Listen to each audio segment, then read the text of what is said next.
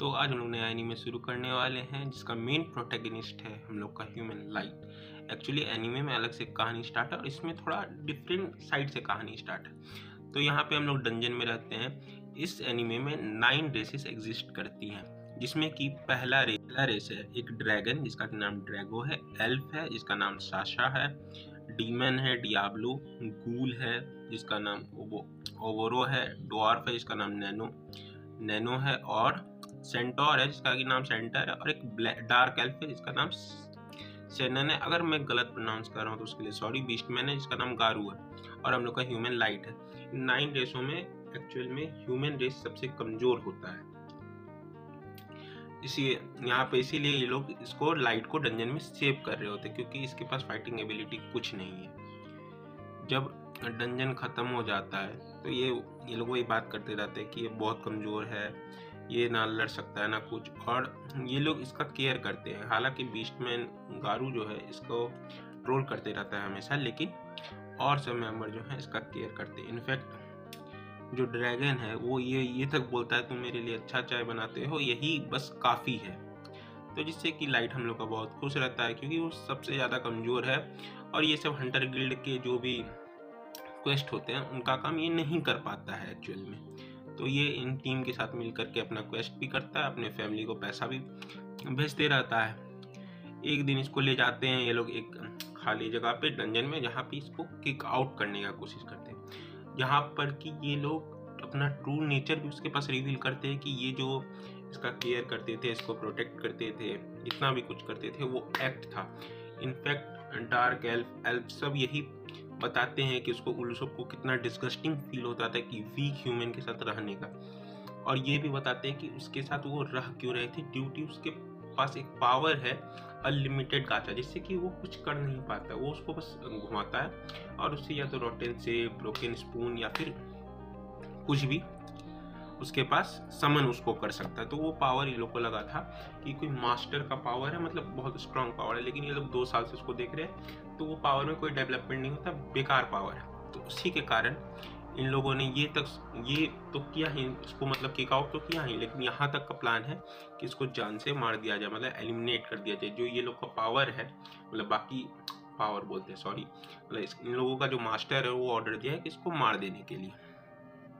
उसके बाद वही ये लोग कोशिश करते हैं। सबसे पहले तो गारू बीस्ट में, आई होप कि बाद में जब ये रिवेंज ले सबसे गंदा मौत तो इसी का होगा एक्चुअली। उसके बाद वही गारू अटैक करता है और बाकी सब वही बोलने वाले रहते हैं, मार दो इसको, मार दो, खत्म कर दो सारा बात। और ये भागने का भी कोशिश करता है, उसके बाद एल्फ तीर चला देती है इसके पैर पे, जो कि इसके पैर पे सीधा जाके लगता है, जिसके कारण वो मूव करना बंद कर देता है और गारू फिर उस पर अटैक करता है। गारू अटैक करता है और फिर उसकी हड्डी उड्डी सब तोड़ देता है, और गारू को उसमें मजा भी आ रहा था। तब सब बोलते भी जल्दी से इसको ख़त्म करो, और डार्क एल्फ बोलती भी इसका अगर कोई पार्ट मुझे दे सकोगे डार्क मैजिक के लिए तो वो भी दे दो, लेकिन वो नहीं देने के लिए मानते, क्योंकि वो सस्पिशियस हो जाता बाहर की दुनिया में, और इसको एबीस में ला करके मार रहे हैं, मतलब एक डंजन में ला करके मार रहे हैं, ताकि ये लोग बाहर में बोल सके कि किसी मॉन्स्टर ने हमारे टीममेट को मार दिया। उसके बाद यही सब लोग बात करते हैं, डिस्गस्टिंग फील होता है, वेस्ट होता है, इसको जल्दी ख़त्म कर दो। तब तक हम लोग का लाइट जो है दर्द के मारे करहा रहा होता है, और वो याद करता है ये लोग कितने अच्छे थे और आप बिना कोई रीज़न के इसे मारना चाहते हैं। और वो बोलता है कि मुझे मरना नहीं है, कुछ भी करके मुझे मरना नहीं है, और बार बार अपने आप को घसीटते रहता है अपने फिंगर्स के दम पे, क्योंकि पैर में तीर लग चुका है, और ये कैसे भी चाह रहा है कि अपने आप को सेव कर सके और लास्ट बार अपने फैमिली मेम्बर से मिल सके, लेकिन ऐसा नहीं होता, और वो गलती से एक टेलीपोर्टेशन ट्रैप पे फंस जाता है। हालांकि गारू कोशिश करता है उसको जल्दी से फिनिश करने का, लेकिन वो कर नहीं पाता, और ये डंजन में टेलीपोर्ट हो जाता है दूसरी जगह पे।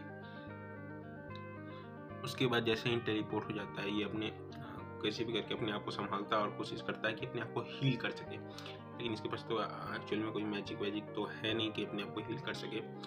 तो ये कैसे भी करके सोचता है कि मैं अपने आप को जैसे भी तैसे करके सेव करूं और अपने फैमिली मेम्बर से मिलूं और उनके ऊपर एक रिवेंज लूं।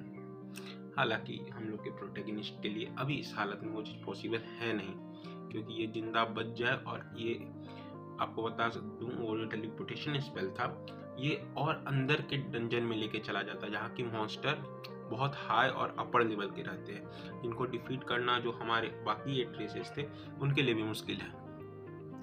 और यही याद करता है कि कैसे उन्होंने बोला था कि 9 रेसेस को हम कलेक्ट कर रहे हैं और कैसे वो लोग काइंड थे, पहले ये सब याद करते रहता है ये।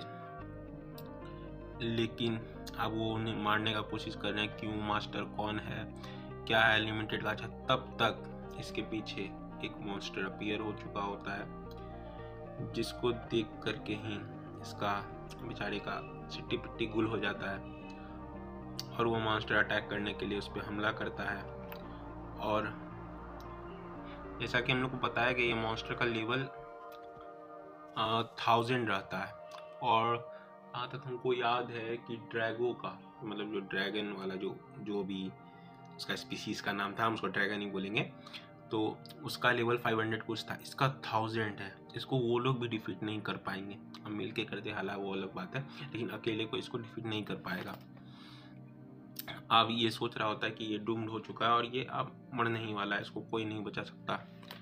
तो ये लास्ट बार ट्राई करता है अपना अनलिमिटेड गाचा यूज करने का, और लास्ट बार अनलिमिटेड गाचा यूज भी करता है बेचारा। और होपफुली इस बार कुछ अजीब होता है, जहाँ पर कि उसके साथ हमेशा कभी रोटेन एप्पल या फालतू की चीज़ें ही समन करता था, इस बार कुछ अलग होता है। वो यूज़ करता है और एक पूरा मतलब लाइट हो जाता है, कुछ भी नहीं दिखता, ना उसको समझ में आ रहा होता है कि क्या हो रहा है नहीं हो रहा है, पूरा लाइट चारों तरफ फैल जाता है। और बाद में पता चलता है उसको तो कुछ पता ही नहीं चल रहा था, लेकिन बाद में पता चलता है वो एक फेरी को समन कर चुका है। फेरी नहीं कर सकते हैं, मोर ओवर गॉडेस कह सकते हैं, कि वो एक गॉडेस को समन कर चुका है, जो कि आगे दिखाया जाएगा। और वो जो भी ड्रॉग था वो एक बार में ही ख़त्म हो जाता है। आज का वीडियो इतना ही था। देखो यार, मेरे को समझ में आता है कि मैं इतने अच्छे से एक्सप्लेन नहीं कर पाता हूँ एनीमे का। एक्चुअल में ये मेरा पहला ही वीडियो है एनीमे को एक्सप्लेन करने का, तो मैं टाइम के साथ अपने आप को अपग्रेड करूँगा और कोशिश करूँगा मैं और अच्छे से एक्सप्लेन करने की। और आपको अगर कुछ गलती भी दिखे तो आप मुझे वो पॉइंट आउट करके बता सकते हो, जिसको मैं अगली बार और अच्छा करूँगा। Thank you very much for watching.